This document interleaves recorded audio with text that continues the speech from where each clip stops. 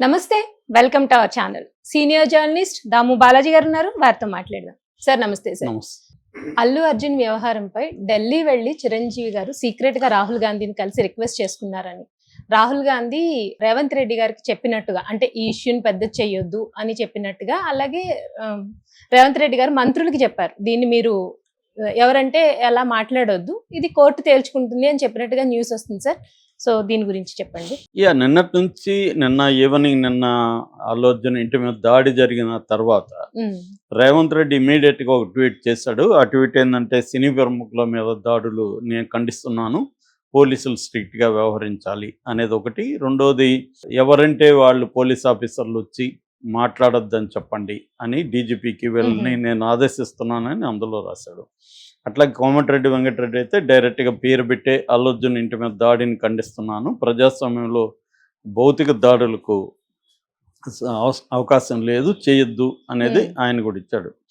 దీని తర్వాత రేవంత్ రెడ్డి కొంతమంది అంటే కాంగ్రెస్ వాళ్ళు రకరకాలుగా అల్లు అర్జున్ మీద మాట్లాడడం మొదలుపెట్టాడు. ఇష్యూ మాట్లాడకుండా, ఇష్యూ కాకుండా అసలు ఆ సినిమా అనే బాగాలేదనడం, అతనికి అవార్డుని వెనక్కి తీసుకోవాలనడం, సినిమాలో పోలీసులను అవమానించారనడం, ఇంకా అతను ఆంధ్ర వాడు అనడం, సినిమా వాళ్ళకి ఇది లేదనడం, ఇంకా రకరకాలుగా వాళ్ళకి డబ్బులు ఒక పైసా కూడా అల్లు అర్జున్ ఇవ్వలేదనడం, ఇంకా రకరకాల అసలు సినిమా వాళ్ళ మీద ఓవరాల్గా అల్లు అర్జున్ మీద మాట్లాడడం అనేది మొదలైపోయింది. ఇంకా పోస్టులు చూస్తే, మీరు అసలు సినిమా ఇండస్ట్రీ ఆంధ్రాకి వెళ్ళిపోండి, ఇక్కడేం పని మీకు, ఇది మా తెలంగాణలో మా సినిమాను మేము చూసుకుంటాం, ఇలాగ రకరకాలుగా మారిపోయింది, ఇష్యూ మారిపోయింది. నిజానికి అక్కడ జరిగిందేంటి, దాంట్లో అల్లు అర్జున్ తప్పు ఉందా లేదనేది ఆల్రెడీ లీగల్గా కోర్టులో ఉంది కాబట్టి కోర్టులో తేలుతుంది. కానీ ఇది ఓవరాల్ పొలిటికల్ ఇష్యూ అయిపోయింది. సో పొలిటికల్ ఇష్యూ అయిపోయేసరికి చిరంజీవి ఇంకా, ఎందుకంటే ఇప్పుడు ఒక సీఎం గట్టిగా అనుకుంటే వ్యక్తులు ఎవరైనా కూడా ఇబ్బందులు పడతారు. సీఎంఏ డిసైడ్ అయ్యాను ఈ వ్యక్తిని మనం వేధించాలి అని సీఎం స్థాయి వాళ్ళు డిసైడ్ అయ్యారనుకో, ఎవరైనా జగన్ అయినా చంద్రబాబు అయినా ఇక్కడ కేసీఆర్ అని, గతంలో కూడా ఇవి జరిగాయి. ఇదే సీఎం గతంలో కేసీఆర్ ఆగ్రహానికి గురి ఆయన్ని ఎలా కేసీఆర్ వేధించాడో మనం చూసాం. అర్ధరాత్రుల్లో అరెస్ట్ చేశారు. చివరి కూతురు, ఒకే ఒక బిడ్డ ఆయనకి, ఆయన కూతుర్ని కూడా చూడనీయకుండా కేసీఆర్ ఎంత ఇబ్బందులు పెట్టాడు. జైలు నుంచి ఆయన ఖైదీలాగా పోలీసుల ఎస్కాట్లో పోయి 1 hour 2 hours ఉండేసి రావాల్సి వచ్చింది. సో ఇది ప్రతి ఒక్కరూ ఈ రివెంజ్ మోడ్ అనేది ప్రభుత్వానికి మామూలుగా ఉండకూడదు, కానీ ఉంటుంది, అందరికీ ఉంటుంది. సో అది ఆ స్థాయిలో జరిగేసరికి ఇప్పుడు చిరంజీవి క్యాంపు మొత్తం, ఇప్పుడు అల్లు అర్జున్ అంటే చిరంజీవి క్యాంపే. ఒకవేళ వాళ్ళకి గొడవలు ఉన్నా కూడా చిరంజీవితో మాట్లాడినట్టుగా అల్లు అరవింద్ వీళ్ళు వెళ్ళి చెప్తున్నారు. ఎందుకంటే ఇప్పుడు స్టేట్ గట్టిగా అనుకుంటే అల్లు అర్జున్ని ఆల్రెడీ ఆయన ఒక దోషిలాగా నిలబెట్టారు సమాజం ముందు. ఆయన కోర్టులో ఇంతవరకు ఏమీ తేలలేదు. నిజానికి కోర్టులో ఆ సెక్షన్లు పెట్టడం కరెక్ట్ కాదనే చర్చ కూడా జరిగింది. ఒక రకంగా కోర్టు డిఫెన్స్ అడ్వకేట్ల వాదనలను బలమిచ్చి ఈయనకి ముందస్తు బెయిల్ కూడా 4 వారాలు గ్రాంట్ చేసింది. అయినా కూడా బయట ఆయన్ని దోషిగా నిలబెట్టేయాలి అన్నది ఒక ప్లానింగ్ అయితే కనిపిస్తుంది. దానికి అనుగుణంగానే పోలీస్ ఆఫీసర్లు వచ్చి మాట్లాడడం. మామూలుగా అయితే ఇటువంటి కేసుల్లో పోలీస్ ఆఫీసర్లు వచ్చి అతను నేరం చేశాడని సాక్ష్యాలంతా ప్రవేశపెట్టరు. నువ్వు ప్రవేశపెట్టాల్సింది ఎక్కడ?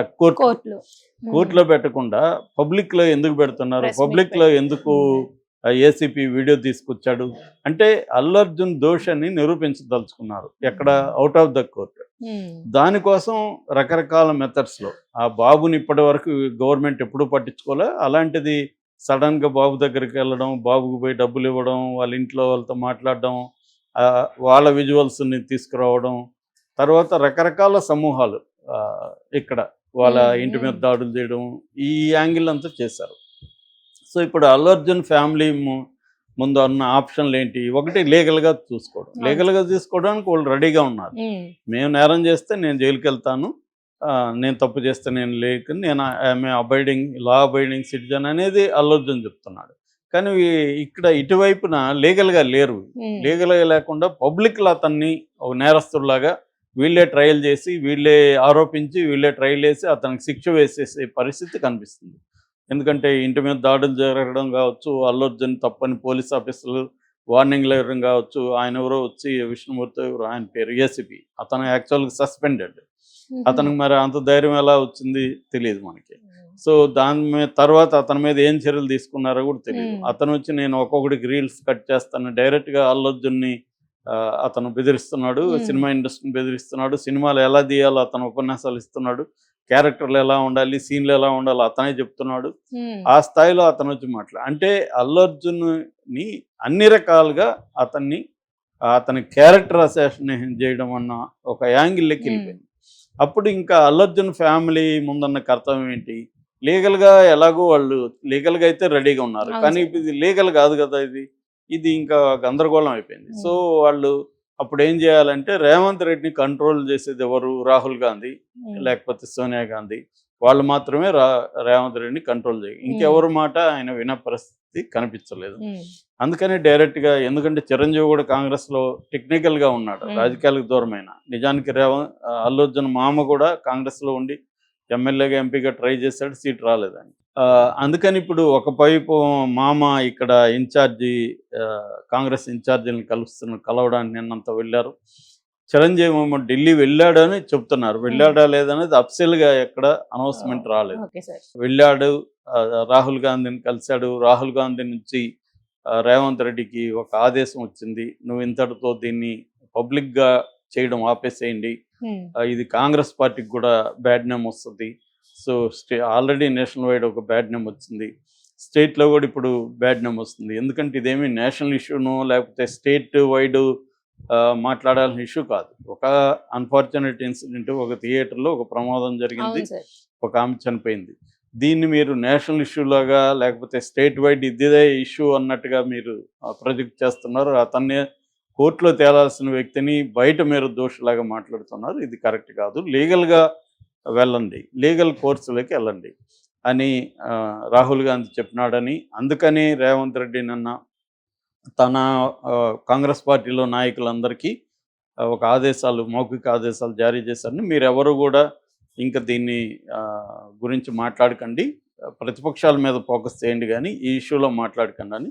అందుకనే నిన్న ఎంపీ చామల కిరణ్ కుమార్ రెడ్డి కూడా మాట్లాడుతూ, మాకు సినిమా ఇండస్ట్రీ మీద ఏం వ్యతిరేకత లేదు, ఇది ఒక జరిగిన సంఘటన, దాన్ని మేము లీగల్గానే డీల్ చేస్తాము అనేది ఆయన మాట్లాడారు.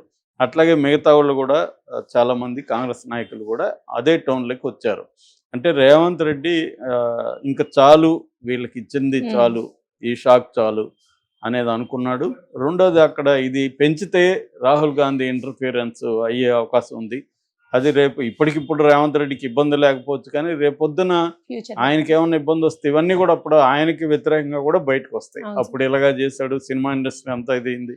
ఎందుకంటే సినిమా ఇండస్ట్రీ మెల్లగా అమరావతి వైపు చూద్దామన్న ఆలోచన కూడా వాళ్ళకి వచ్చినట్టు. అవన్నీ రేపొద్దున హైదరాబాద్ బ్రాండ్ ఇమేజ్ని, తెలంగాణలో బ్రాండ్ ఇమేజ్ని దెబ్బతీస్తాయి ఖచ్చితంగా. ఎందుకంటే ఒక ఇండస్ట్రీని అటాక్ చేస్తున్నారంటే మిగతా ఇండస్ట్రీలు కూడా భయపడతాయి. రేపు పొద్దున మన పరిస్థితి ఏంటి? వీళ్ళు సినిమా ఇంత పాపులర్, అల్లు అర్జున్ లాంటి ఒక సూపర్ స్టార్ ఇండియాలో, అట్లాంటి వాళ్ళనే ఇట్లా చేస్తే రేపు మనకేమన్నా వీళ్ళకి అనుకూలంగా లేకపోతే ఏమో అవుతుందేమో, ఎందుకు అనే ఒక భయాందోళనలు మిగతా ఇండస్ట్రీ పీపుల్లో కూడా రావచ్చు. ఎందుకంటే ఇక్కడికే రావాలనేది ఏమో దేశంలో వేరే చోట కూడా బ్రహ్మాండంగా ఉన్నాయి కదా స్టేట్స్. సో ఇది ఖచ్చితంగా దెబ్బ తగులుతుంది. ఒక ఇమేజ్ అనేది ఎప్పుడైనా ఆప్టిక్స్ అంటారు, ఆప్టిక్స్ కూడా వెరీ ఇంపార్టెంట్. అంటే నువ్వు ఎలాంటి ఇమేజ్ని క్రియేట్ చేస్తున్నావు. సినిమా ఇండస్ట్రీ అనేది మంచి అని చెడ్డని ఒక ఇండస్ట్రీ. ఒకరు తప్పు చేస్తే ఆ తప్పుని లీగల్గా డీల్ చేయకుండా నువ్వు పబ్లిక్లో అతన్ని దోషిగాను, ఆ ఇండస్ట్రీ అంతా దోషిగాను నిలబెడితే రేపు మిగతా ఇండస్ట్రీలు కూడా భయపడే అవకాశం ఉంది. సో ఇదంతా ఇప్పుడు పుష్ప 2 అయితే పేరు ఎవరికి వస్తుంది? హైదరాబాద్ తెలుగు ఇండస్ట్రీ, ఓవరాల్గా తెలంగాణ, వీటికి అక్కడ పేరు వస్తుంది. సో అది వదిలేసి ఏదో ఒక పర్సనల్ గడ్జా లేకపోతే ఇంకోటి పెట్టుకొని ఒక రెవెన్యూ మోడ్లో వెళ్తే ప్రాబ్లం వస్తుంది. సో ఇది చిరంజీవి వెళ్ళి చేశాడు, అందుకే రేవంత్ రెడ్డిలో చేంజ్ వచ్చింది.